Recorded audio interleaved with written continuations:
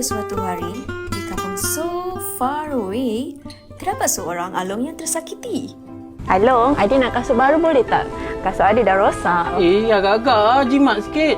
Alah, kedukut lah. Along! Balon tahun ni tak lawa lah, tak estetik. Boleh tak nak ganti yang baru, Along? Boleh tak, Along? Amboi kau, agak-agak jimat sikit.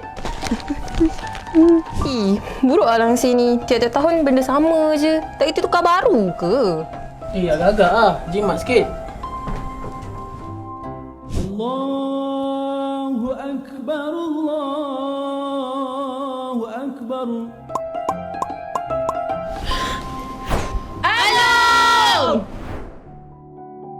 Tahun kedua beraya tanpa mak abah.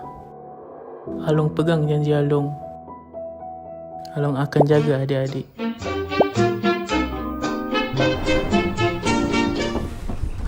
Siapa cakap Along kedekut hari tu? Cepat minta maaf sekarang. Ibarat menantang minyak yang penuh, Along menjaga adik-adiknya sambil mengajar erti bersederhana. Semoga raya kali ini diraikan dengan penuh rasa syukur. Merayakan hari